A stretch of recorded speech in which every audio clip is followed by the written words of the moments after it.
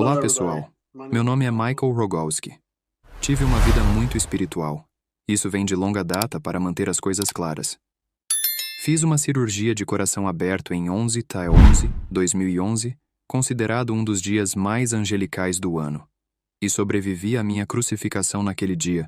Sou empreiteiro militar há 16 anos.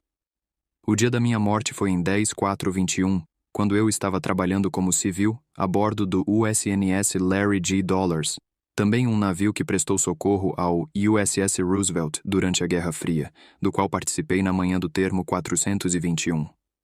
Eu me levantava para me exercitar, e quando me exercitava, corria e caminhava de 8 a 12 milhas por dia. Eu estava comendo bem. Eu era saudável, mas estava chovendo naquele dia, e minha amiga e colega de trabalho, Suzanne, disse que eu não queria sair para me exercitar naquele dia porque estava chovendo. Então eu disse: tudo bem, quer saber? Acho que vou correr algumas escadas no navio. É um navio de 8 andares. Então decidi subir as escadas. Talvez isso não faça sentido para vocês, mas eu corri do convés B para o convés F, dei meia volta e comecei a subir a escada. Comecei a ter um sentimento e uma sensação de baixo nível de açúcar no sangue. E pensei, bem, talvez você precise comer alguma coisa, sabe? Essa sensação de baixo nível de açúcar no sangue. Então comecei a me dirigir ao elevador do navio para ir à minha cabine e fazer um lanche ou algo para aumentar meu nível de açúcar enquanto corria no elevador. Comecei a suar muito, o que é comum quando o nível de açúcar no sangue está baixo. Ao sair do elevador, comecei a ter os sintomas normais de um ataque cardíaco, o aperto no peito e a dificuldade para respirar. Isso está acontecendo quando estou indo para o camarote e, ao abrir a porta, percebo que estou tendo um ataque cardíaco.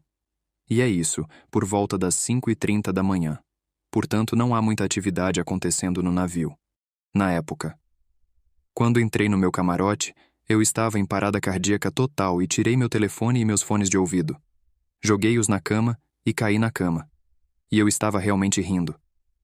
Como eu disse, depois de tudo o que passei, não acredito que vou morrer dessa forma. Quando bati na cama, saí completamente do meu corpo. Diferente de quando fiz minha cirurgia de coração aberto, quando tive minha experiência fora do corpo. Então, voltei ao corpo e estava conscientemente ciente de que ainda estava neste mundo, e me vi na equipe de enfermagem no pós-operatório. Voltei para o meu corpo e comecei minha recuperação. Mas nesse caso, eu não estava mais associado à Terra de forma alguma. Eu me vi como parte do universo. É difícil para mim colocar na língua comum o que exatamente aconteceu.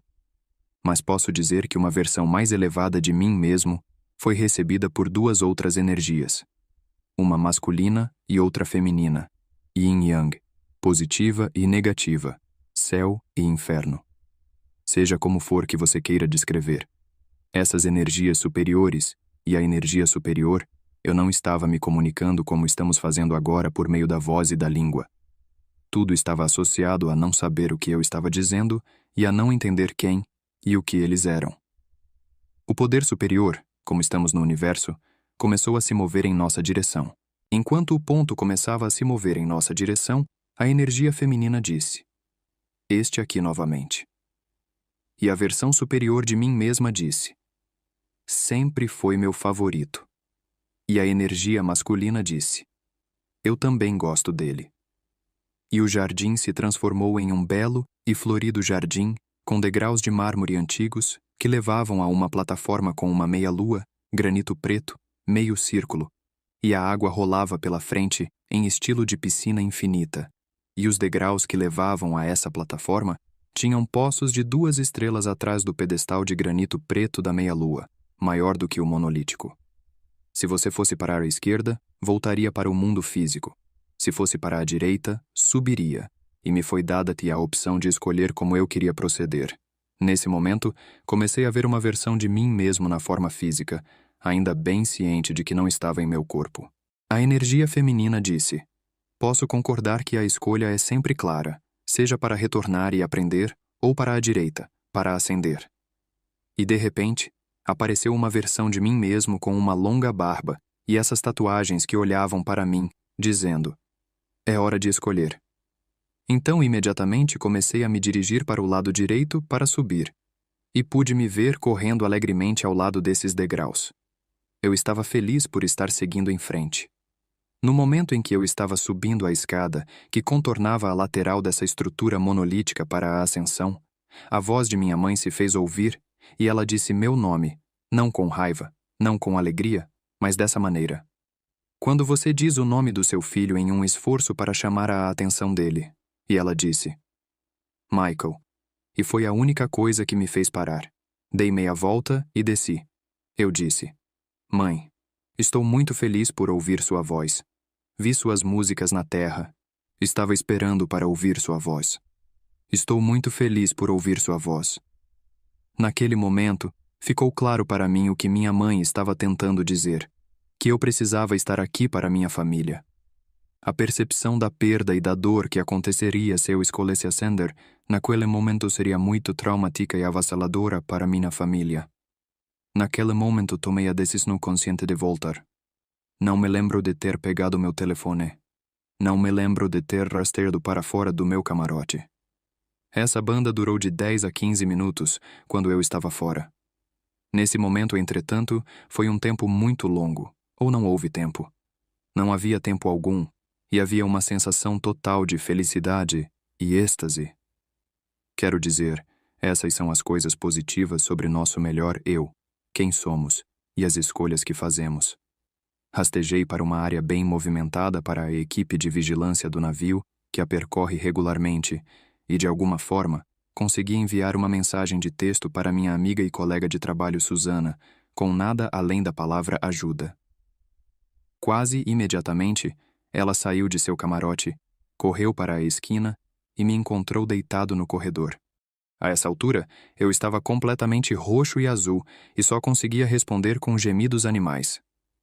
Ela notificou imediatamente o capitão do navio e eles notificaram o comando, que respondeu imediatamente. Eles me levaram para o hospital do navio e me colocaram em uma mesa. É aqui que as coisas ficam um pouco interessantes, porque o capitão envia um sinal de socorro e ninguém responde. Portanto, ninguém continuou a atender o telefone por 3 horas.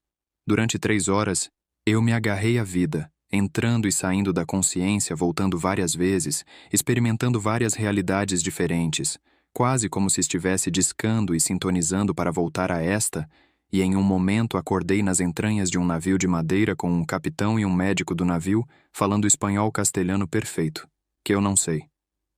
Mesmo assim, eu entendi.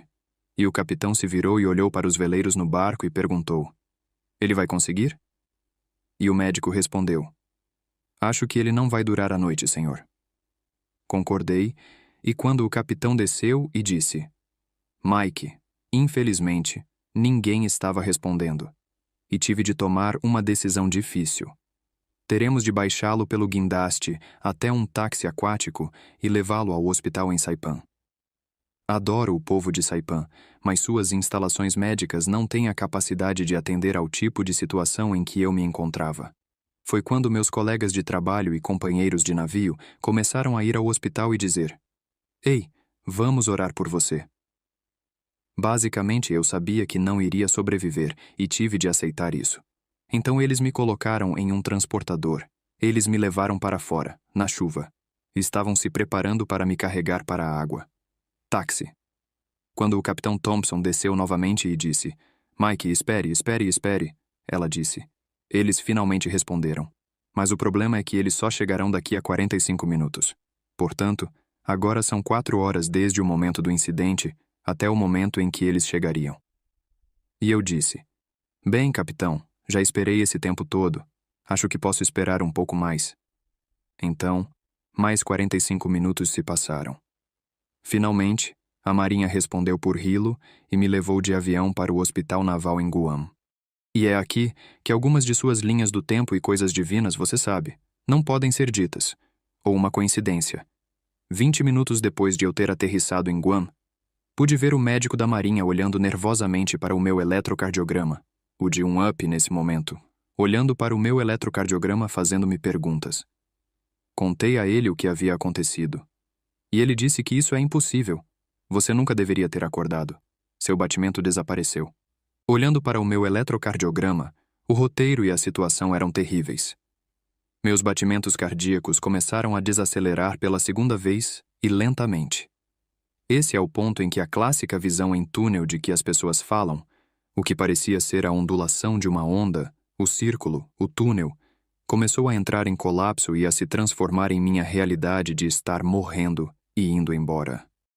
E eu disse a mim mesmo: Michael, você chegou até aqui. Você é um sobrevivente e precisa voltar e ficar aqui. Para minha esposa e meus filhos, eu podia ouvir os médicos e enfermeiros clamando freneticamente para me dar qualquer dose de medicamento que fosse. É um medicamento que não era usado antes, mas é como um drano líquido para remover coágulos sanguíneos das artérias, e também uma injeção de adrenalina para aumentar os batimentos cardíacos. Ao mesmo tempo, enquanto eu estava dentro de mim mesmo dizendo lute para ficar aqui, eles administraram esse medicamento. E eu literalmente quase me sentei e saí da mesa. Eu estava 100% de volta ao meu corpo, com todas essas lembranças. Gostaria de poder descrever completamente usando essa linguagem, nesse tempo e lugar, para realmente dar a ideia de como foi essa experiência fora do corpo com a morte, encontrando a morte em seu campo de jogo.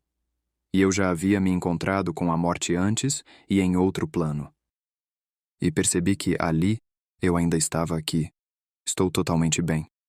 Eu poderia ter me levantado da mesa naquele momento e saído daquela sala, e os médicos da Marinha ficaram surpresos com a rapidez com que me recuperei daquele jeito. Minha experiência não incluiu nada relacionado à religião. Minha experiência não foi apenas algo que eu já sabia que vidas passadas existem. Há algo mais. Meu testemunho não é maior ou menor do que o de qualquer outra pessoa. Simplesmente é o meu. Mas a única coisa que foi diferente da religião associada à minha experiência foi o fato de que quando voltei a este plano de existência, eu sabia de cor todo o Evangelho de João. Agora, é claro que, no passado, fiz alguns estudos bíblicos e participei de alguns cultos. Mas quando digo que conhecia o Evangelho de João palavra por palavra, estou falando sério. Meu segundo aniversário acabou de passar. À medida que mais e mais a memória da história completa do Evangelho de João foi desaparecendo. Há 3 partes dele que ficaram gravadas para sempre em minha mente, e uma delas é quando Jesus estava falando com Nicodemos, um membro dos fariseus, na Páscoa, na qual, depois que Jesus descreveu o novo nascimento do Espírito, Jesus disse a Nicodemos: Não sabemos. Eu relato o que vimos e ouvimos, mas nenhum de vocês receberá nossa mensagem. A outra parte que está gravada em minha mente é quando Jesus está falando com a mulher no poço de Jacó, e eu também já estive nesses lugares. Passei muito tempo em Israel, graciosamente. Quando Jesus fala com a mulher no poço de Jacó, ele lhe diz: Deus é Espírito, e somente por meio do poder do Espírito de Deus podemos realmente adorar o Pai da maneira que ele deseja. A última parte que ficou gravada em meu cérebro para sempre foi quando Jesus, os apóstolos de Maria Madalena, estavam nas cavernas antes de irem para o jardim, onde ele foi preso e perseguido, crucificado. Quando Jesus, em sua oração final, disse: Lembrem-se de que, quando vocês estiverem sendo perseguidos, eles me perseguiram primeiro. E eu não consigo pensar em um exemplo melhor de pessoas que estão tentando tirar sua experiência do que o que sabemos e o que vimos. E a perseguição e o microscópio a que as pessoas são submetidas quando têm uma experiência de quase morte pela ciência e às vezes até mesmo pela comunidade espiritual, que os cientistas preferem dizer que houve uma explosão de todas essas endorfinas que existem dentro de todos nós. Estamos todos conectados à mesma vida unicelular na Terra que libera todas essas endorfinas. E é isso que causa essas alucinações maciças, como eu diria. E alguns de vocês, mesmo na comunidade espiritual, sabem que a morte é o orgasmo supremo. E você sabe, não posso testemunhar isso. Só posso testemunhar o que fiz e algumas das experiências que são muito parecidas com as minhas, contadas por outros relatores e sobreviventes de EQMs. Eu vivo minha vida agora. Somente neste momento estou me concentrando em fazer trabalhos artísticos em mosaico de diferentes lugares que visitei no mundo. Meu foco é fazer parte de uma comunidade espiritual de pessoas que pensam da mesma forma, espalhando paz, luz e amor. E dou isso a todos livremente. Sou um guerreiro bem disciplinado, físico e espiritual. Não tenho palavras para dizer como estou absolutamente feliz. Ainda quero fazer parte desta vida e ser capaz de olhar para as pessoas que amo sem gritar através do véu, esperando que elas me ouçam. Sempre tive uma conexão profunda e bela com a natureza, e a natureza sempre foi a maneira pela qual meus anjos da guarda, por meio de meus espíritos, se manifestaram. Há muito mais que eu gostaria de poder descrever, eu diria, sobre espiritualidade e mensagens, mas acho que essa é a minha história. O que quer que você imagine vividamente, deseje ardentemente, acredite sinceramente e haja com entusiasmo, deve inevitavelmente acontecer. E posso provar isso pelo poder do pensamento positivo, por ter sido capaz de montar um touro furioso de 1.800 quilos. E fui muito bem-sucedido nisso. E, é claro, como ex-fuzileiro naval dos Estados Unidos, minha honra e integridade estão intactas. E estou contando a verdade sobre minha experiência. Portanto, muito obrigado por essa oportunidade de ouro, paz, luz e amor. E se você estiver assistindo a isso e procurando esperança, eu não o conheço. Você não pode me ver. Mas quero que saiba que eu o amo. Quero que saiba que há muitas pessoas ao seu redor que o amam. E não importa quão sombria seja a sua depressão, não importa quão ruim seja a sua ansiedade a qualquer momento, você pode decidir mudar e ser uma versão melhor de si mesmo para as pessoas que você ama em sua vida. Você é importante. Você é importante. Muito obrigado. Meu nome é Laura Catlett. Tenho 63 anos e minha experiência de quase morte aconteceu em abril de 1979. Deixe-me levá-la de volta ao passado. Estamos em 1979 e estou morando na Virgínia do Norte, me sentindo muito descolada e progressista. Eu trabalhava em uma boate, tinha meu primeiro apartamento e dirigia um Chevy Vega de baixa qualidade. Ele era meu e estava pago. Foi uma ótima época em minha vida. Eu tinha acabado de começar a viver como adulta. Um dia, decidi andar a cavalo. O que aconteceu naquele dia foi um acidente, uma bênção e uma experiência que mudaria toda a minha vida e alteraria todos os meus valores. Mas tudo começou de forma bastante inocente. Fui até Centerville, Virgínia, onde costumava ter aulas de equitação, e aluguei um cavalo por algumas horas.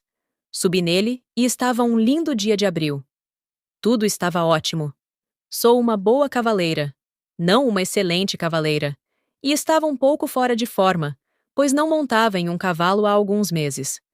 Eu estava cavalgando por esse campo, aproveitando o dia, quando começou a ficar um pouco mais tarde.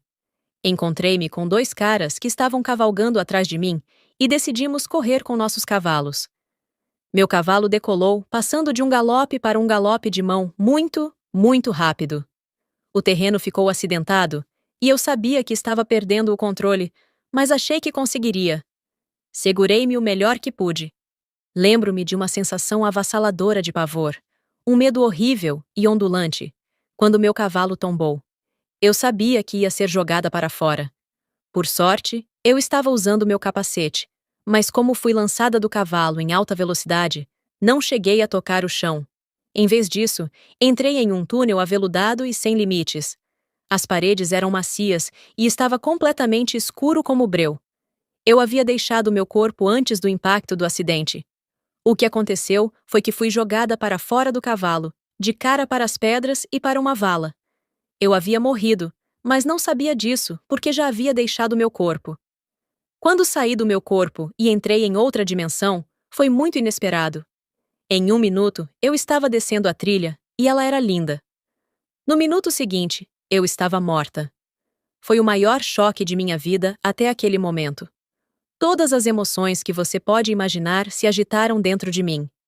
Medo, isolamento, pavor, choque, tristeza. Tristeza por ter acabado de perder tudo o que era mais precioso para mim. Minha identidade. Passei por esse túnel e sei que outras pessoas falam sobre ver a luz e sentir alegria. Mas não foi assim para mim. Acho que isso se deve ao fato de ter sido um acidente e ter sido tão abrupto. Tudo aconteceu muito rapidamente. O tempo não parecia ter importância.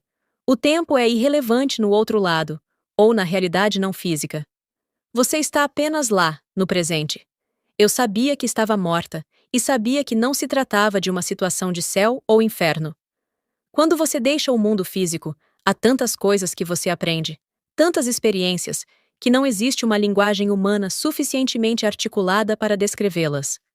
Por exemplo, as paredes do túnel eram aveludadas e, ao mesmo tempo, densas. Eu não estava sentindo dor. Não sentia dor física, embora tivesse a sensação de um corpo. Não tive coragem de verificar se meus membros ainda estavam lá. Apenas me senti magnífica, para dizer o mínimo. Não estava sofrendo. Então, aconteceu a coisa mais maravilhosa. Meu avô, que havia morrido quando eu tinha 12 anos de idade, apareceu. Sua morte por câncer foi muito traumática para mim, porque eu o amava muito. Ele era a pessoa mais preciosa do mundo para mim. E lá estava ele, meu guia. Ele não parecia um jovem. Parecia o homem mais velho que eu conhecia desde minha infância. Ele estava lá para me confortar, e foi realmente incrível, para dizer o mínimo, ver alguém que você amava e perdeu, alguém que você não via há anos, e saber que ele ainda existia. Saber que o amor que eles sentiram no dia em que morreram era tão forte quanto anos depois, quando ele me encontrou, é incrível. Há coisas que aprendi em minha revisão de vida que vieram depois e que foram muito perturbadoras, pelo menos para mim. Você passa pela revisão de sua vida, e é assim. Não é um julgamento, você é sua própria crítica. Você vivencia novamente as coisas que fez a outras pessoas. Por exemplo, se houve uma situação em que você foi grosseira ou mal educada com alguém, você sentirá a mágoa dessa pessoa.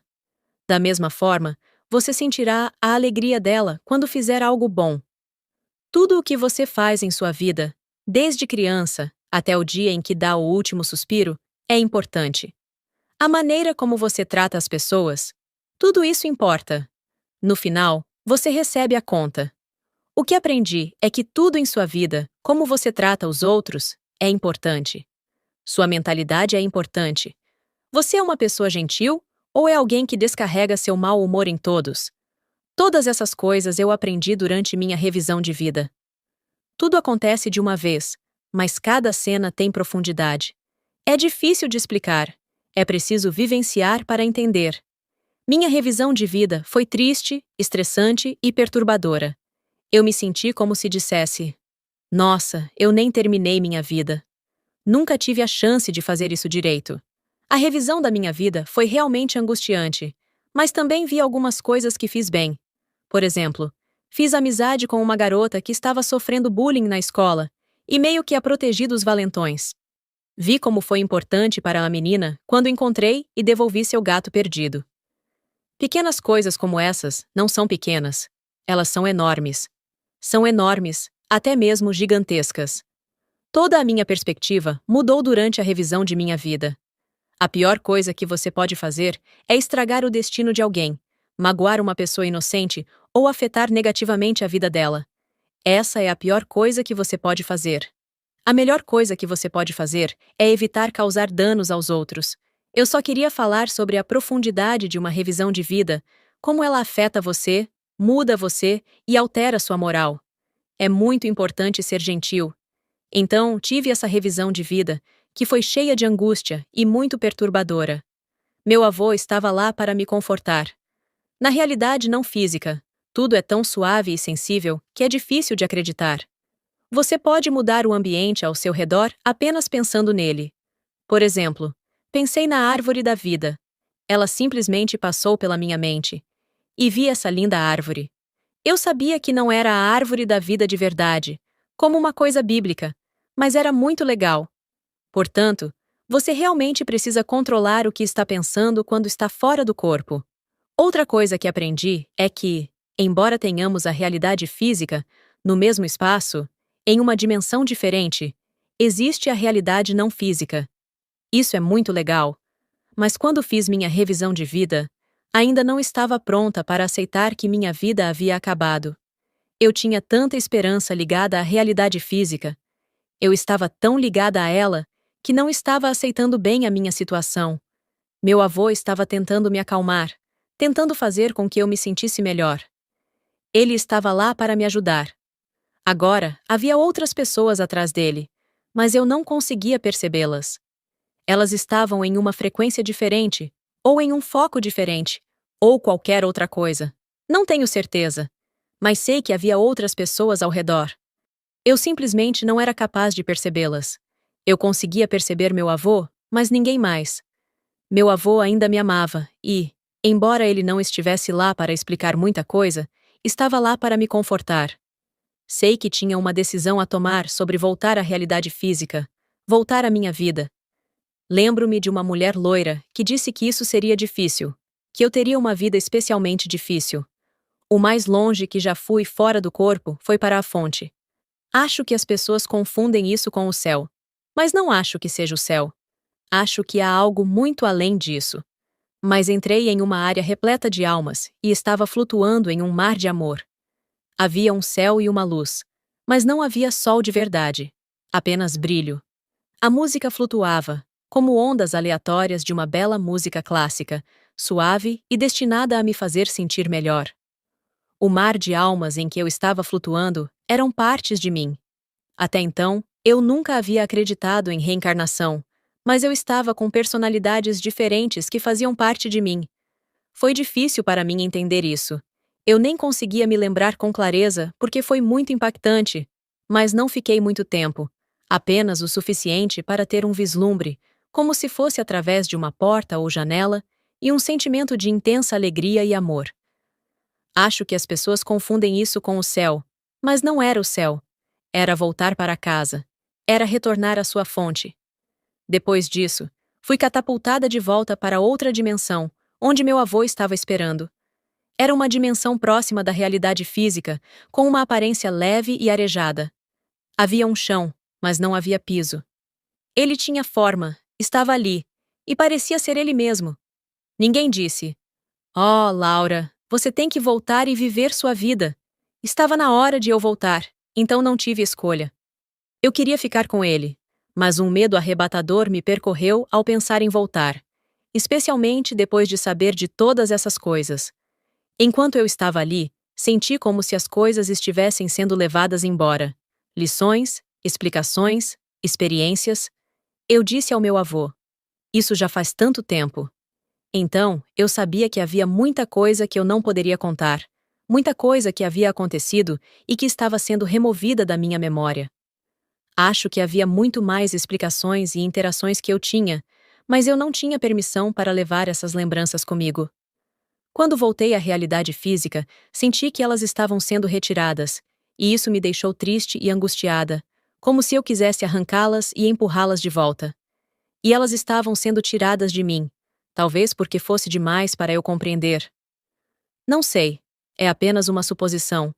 Mas houve tantas epifanias, tantas interações, e essa experiência foi muito mais longa do que posso contar a vocês.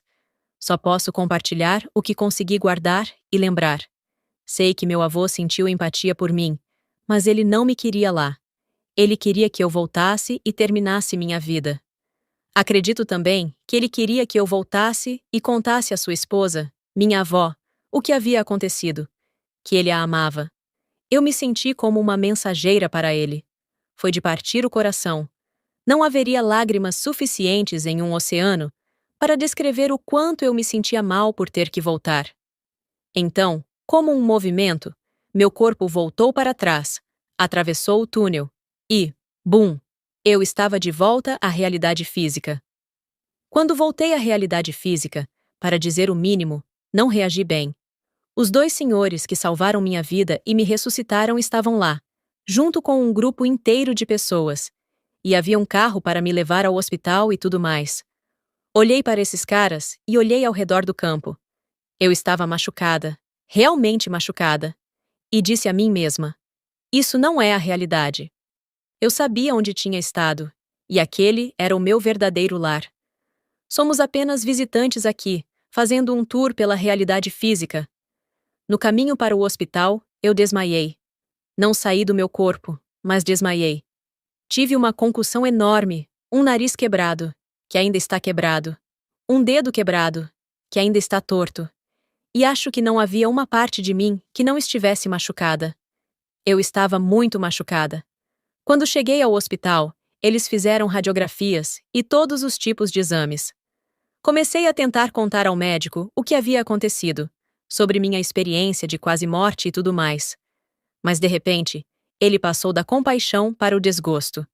Cruzou os braços e perguntou: "Que drogas você tomou?" Eu disse: "Não tomei nenhuma droga. Sofri um acidente. Isso foi o que aconteceu durante o acidente. Não entendo por que estou aqui. Eu estava muito, muito perturbada." O médico disse algumas coisas à minha mãe, e minha mãe disse a ele: "Ouça, se ela estivesse usando drogas, seria a primeira a lhe dizer. Mas não está. Ela sofreu uma lesão grave na cabeça. Você precisa interná-la." O médico foi horrível e eu só queria ir para casa. Havia algumas coisas que eu achava urgentes. Depois de uma experiência de quase morte, essa urgência é profunda. Tudo parecia urgente por cerca de 12 horas. Eu tinha que dizer à minha avó que a amava. Tinha que dizer ao meu namorado que o amava. Eu tinha que dizer a todos que eles precisavam fazer tudo certo. Sabe, eu queria dizer a todos: "Meu Deus, é isso que acontece. Vocês precisam fazer as coisas direito." Mas o que havia mudado em mim, depois que aquele médico me envergonhou na frente das enfermeiras e me deixou constrangida? Ele disse coisas horríveis para mim. Coisas horríveis sobre as crianças de hoje em dia, e blá, blá, blá. Então, fui até a casa da minha mãe e subi as escadas, sentindo-me muito magoada. Fiquei pensando em como poderia contar a alguém. Eles vão pensar que estou louca. Vão pensar que estou usando drogas. Pensei, não posso contar a ninguém. Isso tem de ser meu segredo. Ninguém vai entender. Se isso não tivesse acontecido comigo, eu não acreditaria em ninguém se me contassem. Foi muito, muito, muito perturbador. Depois me preocupei com a mulher de cabelos loiros, que me disse que eu teria uma vida muito dura e que seria muito difícil. Bem, ela realmente disse a verdade. Pouco tempo depois, fui diagnosticada com uma doença autoimune e enfrentei muitas lutas de vida ou morte. Mas as coisas que aprendi sobre a realidade não física foram lindas. Aprendi que o amor ainda existe, que tudo o que é bom importa, e que há um lugar lindo que você pode conhecer depois da morte. Portanto, meu medo da morte diminuiu. Contei à minha avó sobre ter visto meu avô e tudo no mais, e ela acreditou em mim. Minha avó, cujo nome também era Laura, me disse: "Minha mãe tinha o dom. Acho que ele passou por você. Acho que passou pelo meu filho. Eu não tenho o dom." Mais tarde, descobri que minha bisavó tinha habilidades psíquicas e de cura. As pessoas a procuravam quando estavam doentes, e ela podia colocar a mão sobre elas e ajudá-las. Ela até salvou seu próprio filho quando ele levou uma picada de abelha que poderia ter sido fatal. Depois de minha experiência de quase morte, voltei com alguns efeitos posteriores, inclusive a capacidade de ver pessoas e parentes que morreram recentemente. As pessoas chamam isso de habilidade psíquica. Esses efeitos posteriores foram bastante dramáticos. É muito bonito saber que o amor se estende para esta próxima vida. É muito reconfortante saber que verei meus entes queridos novamente e me reunirei a eles. Essa experiência mudou meus valores e me transformou profundamente. Foi o maior presente que já me foi dado. Estou muito feliz por ter sofrido aquela queda. Sou muito grata por alguém ter me ressuscitado, pois isso me permitiu dar aos meus pais, que estavam morrendo, conforto e conhecimento da vida após a morte antes que eles morressem. Pude estar com eles e cuidar deles enquanto morriam. Uma experiência de quase morte abre você psiquicamente e o muda completamente. Não apenas seus valores fundamentais e o conhecimento da vida após a morte, mas desperta algo dentro de você. Conversei com outras pessoas que tiveram experiências de quase morte, e elas também vivenciaram fenômenos psíquicos depois disso. O maior presente de minha vida foi esse acidente. Portanto, se você não teve uma vida ideal, tente ser mais gentil. Tente não prejudicar ninguém. É nisso que eu acredito. Seu propósito aqui nesta realidade física, nesta encarnação, é viver a melhor vida que puder, ajudar as pessoas da melhor forma possível, ser uma boa pessoa e amar.